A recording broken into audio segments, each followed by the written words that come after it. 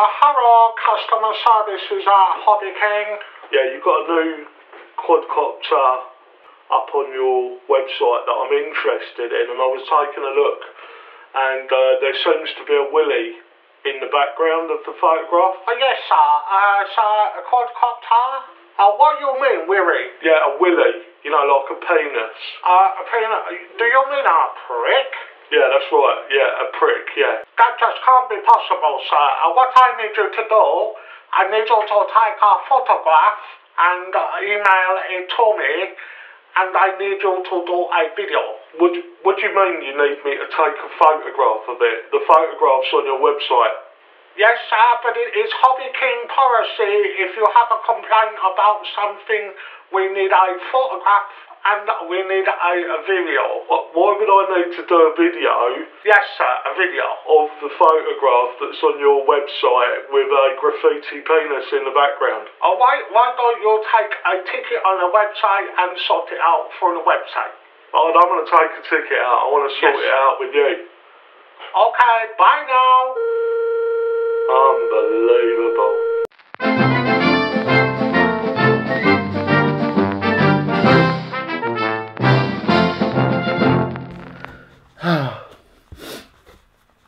Welcome to RCTV News.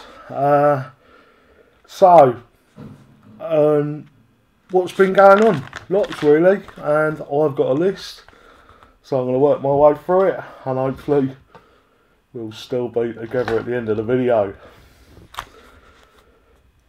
Frederick Dauch, I do apologise, I know I'm mullering your name. Funjet Ultra MPX, 180 mile an hour, or 290 kilometres per hour, FPV.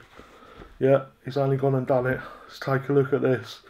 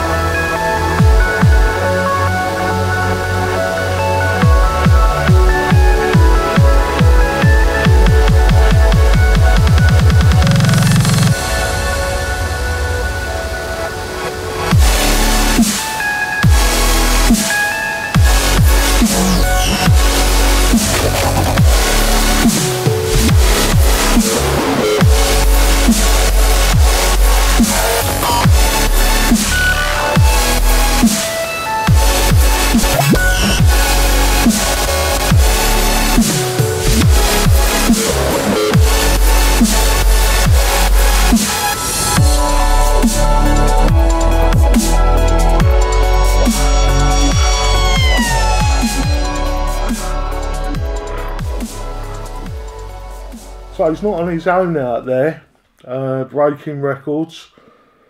Ryan Rex, or with these Blackout 330, has just done 135 mile an hour with a Blackout 330. I'm actually building one at the moment.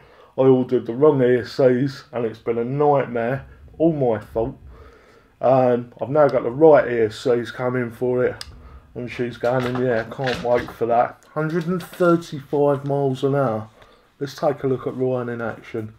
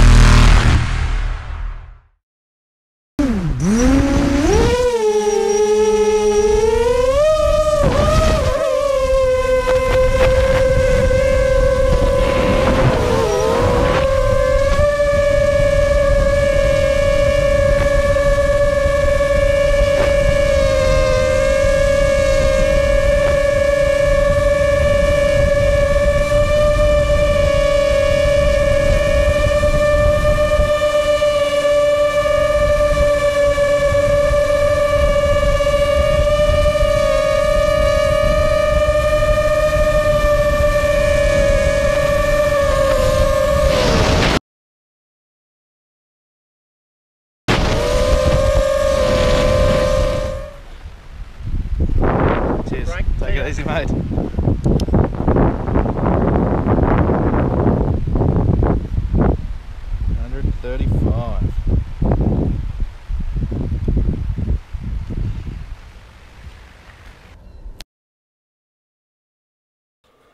So, news. Eddie Mitchell getting nicked. And Eddie's a fully trained UAV pilot. You know, he's done all the BNUK and everything in the UK required to fly. Works for the press. His intentions were to capture some images. And a lot of people were upset. When things go wrong, people tend to take it out on the press a little bit. I'm not defending him, but he was just doing his job and he was within the law.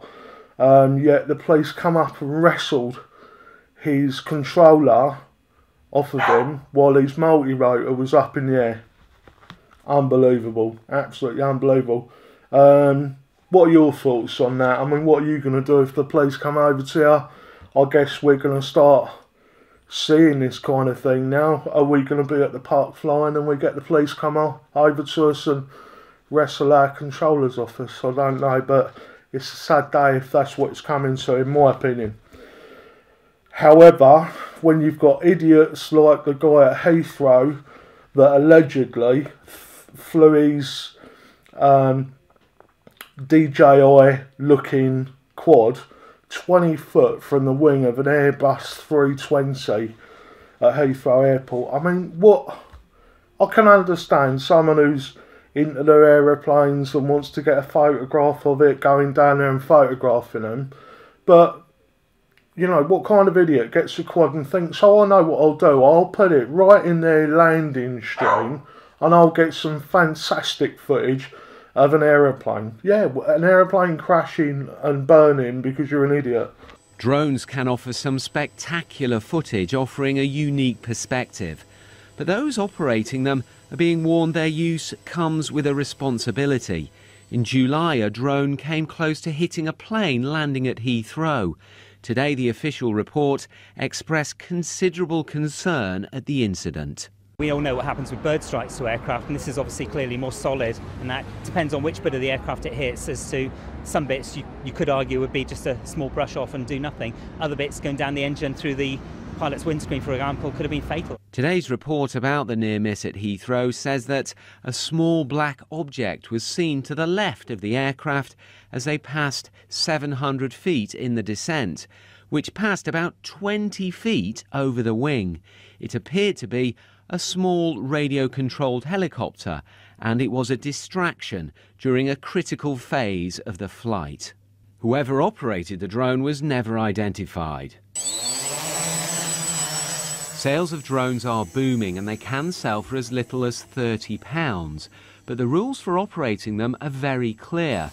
This company has admitted it didn't follow the correct procedures. It's illegal to fly a drone over a congested area or within 150 feet of a person, vehicle or building, and not in no-fly zones around airports. Experts say more controls could be possible. In France, in past year, the increase of number of drones was 350%. So basically it is a substantial figure, and we have to be ready to account for it. But education, not legislation? Education in the first place, legislation, of course, to make education possible, and at the end, at least to make drones identifiable. With more drones expected in our skies, the authorities are warning there will be prosecutions if operators don't stick to the rules. Tom Edwards, BBC London News. Now, if it's not bad enough that I found a Willy on Hobbyking's website, I found this in the Urban Dictionary. Here's a quote from their online site for the word quadcopter. Quadcopter, the act of rocking two pairs of breasts of a significant size around one's head. Usually one pair goes to face and another goes to nape. It could be considered as a double motorboat, except for the head's not moving. Only the breasts are flapping from side to side. Lips vibration sound is welcome to mimic an engine working. I've got an ultimate quadcopter during a lap dance from those two exotic dancing strippers by African, October 16, 2014. Well, that adds a whole new meaning to the term quadcopter, doesn't it? Luke Bannister, or Banner UK as you might know him, has just been sponsored by Cobra Motors.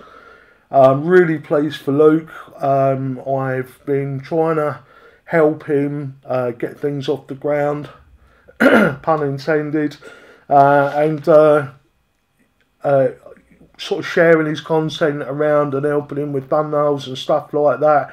He's doing the clever bit. Luke's flying like really well. He's improving.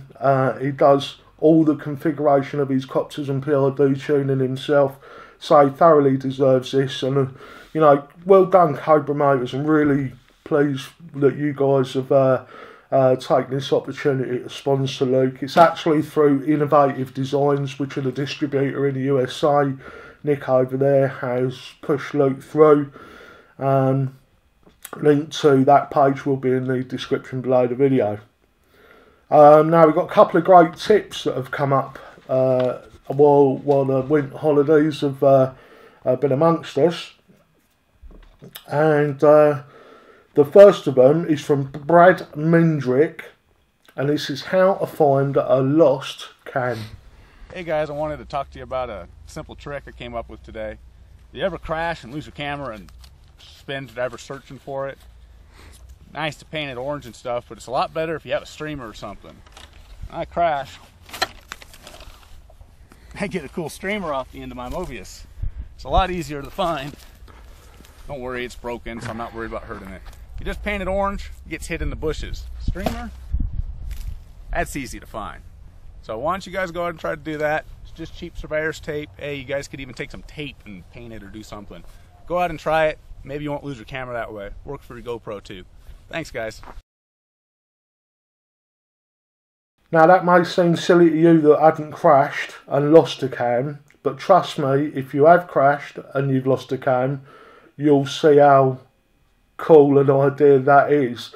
Not everybody's going to want streamers hanging off of their GoPro or off of their Mobius camera, but if it means you're going to be able to find your camera in that situation, I guess the ideal thing would be that it doesn't shoot off when you have a crash. But most quads it does. If it does, you're going to find it. So I like that, Brad. Thanks very much for that.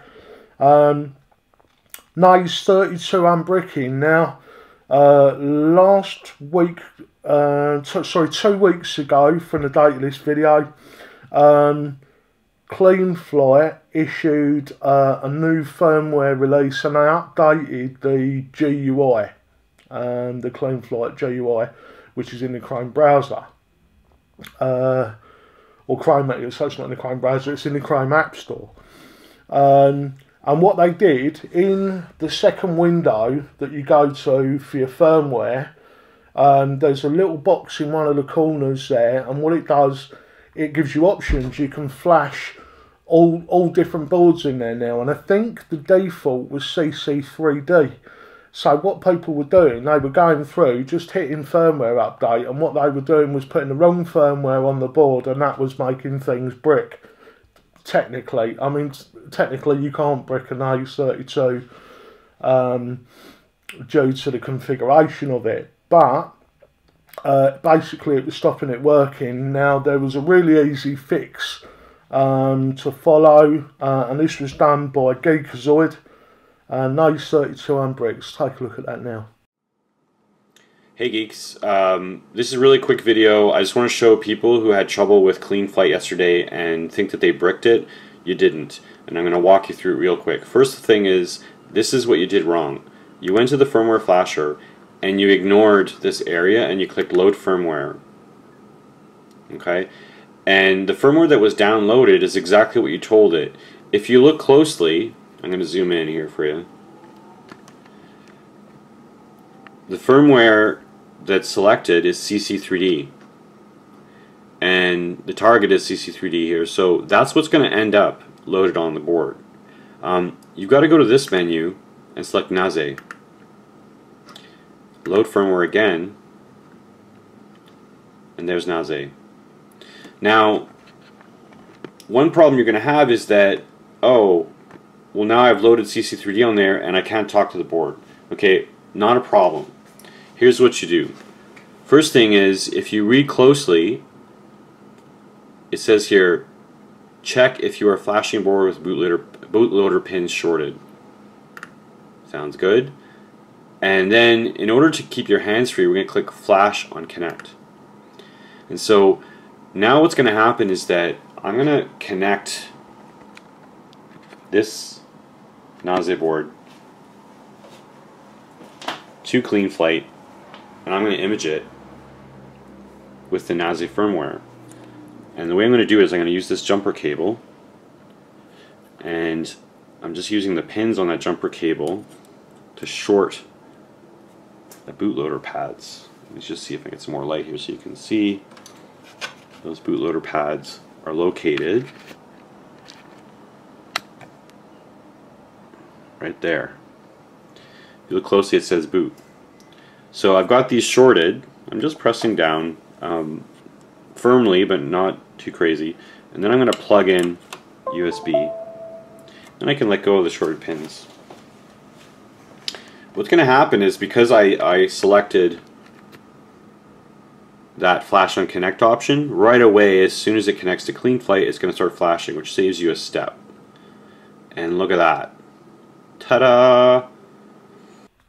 So thanks very much for that, Geekazoid. Great video, really easy to follow, and I'm sure there are a lot of people out there thanking you for that, because I can imagine it would be quite frustrating. People have thought that they broke their Naze 32 boards and so on, but like a lot of boards, I don't think you can actually permanently brick the Naze 32.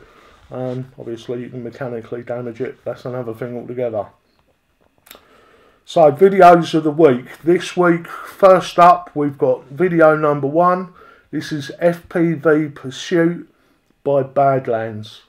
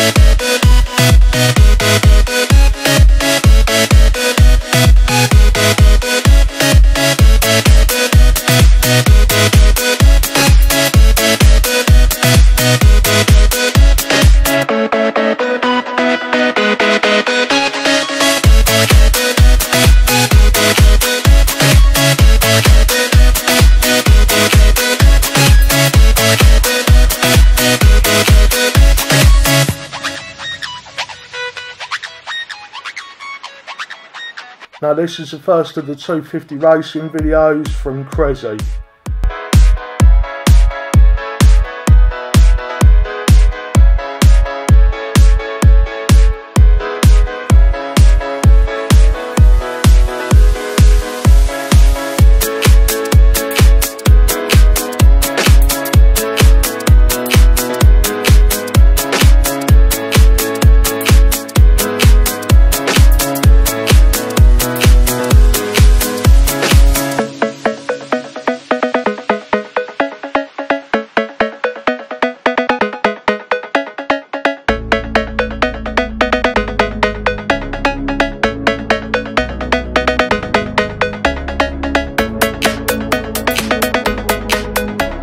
Video number 3 this week is FPV Racing with Aerial Grand Prix, filmed by Brown Falcon Productions.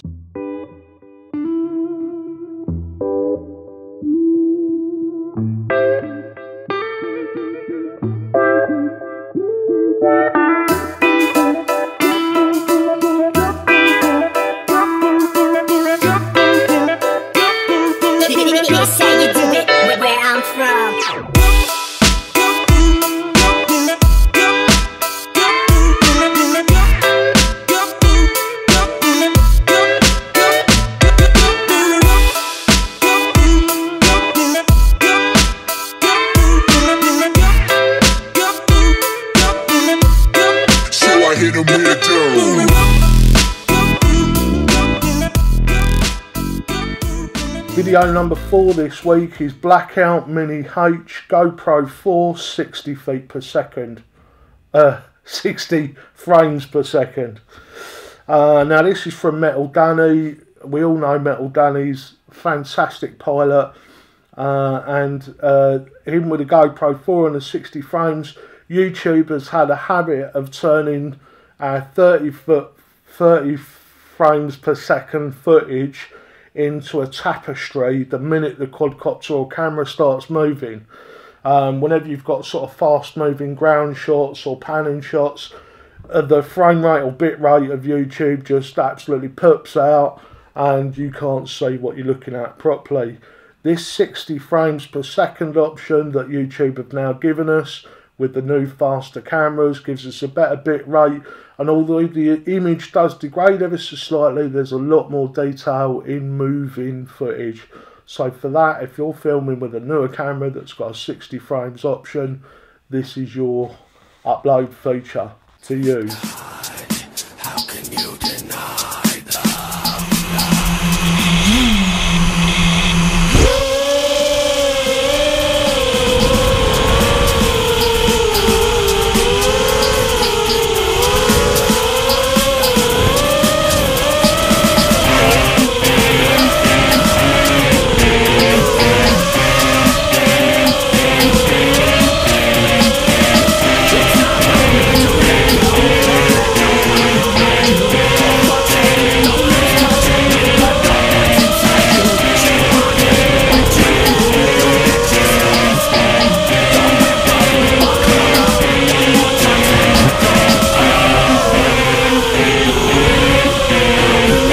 Video number 5 this week is MPX 230 Tough as Hell from Harley Muller Andreasen.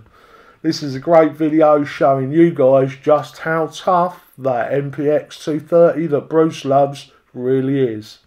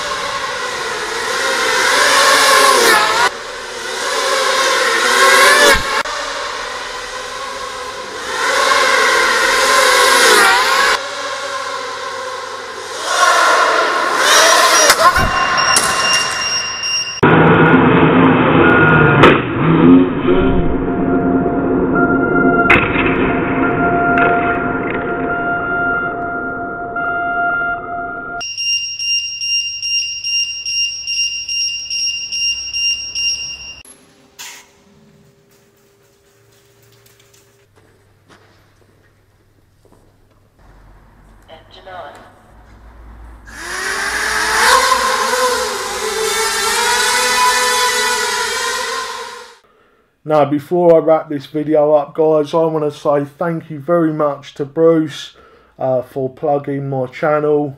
Almost 1,000 viewers, new subscribers. I really appreciate you guys for coming over and giving me a chance to do video for you in this situation once a week. If you've got any suggestions, or if you've got any videos of the week suggestions, please leave a link to them in the description below this video. So I'd like to welcome all you guys. Thanks for coming over. I really do appreciate it. And Bruce, man, honestly, thanks very much. I've been following you for a long time, and then to hear my name mentioned up on your channel was a real big deal. You know, it really meant a lot to me. And I know you've already told me to shut up, but I just wanted to say thanks again. So that brings us to an end this week, guys. The weekly news will be back on a weekly schedule. We'll try to do as best a job of that as we can, so Bruce can get on with the stuff that he does well, which is review stuff. And if you haven't seen Bruce's channel, which if you're looking at my channel, I would be amazed. He's done some fantastic stuff with props over the last couple of weeks with his new thrust tester, and the video day before yesterday was no exception. I'll pop a link to that in the description below this video. I'm Matt Barnard for RCTVUK, signing off. Bye for now.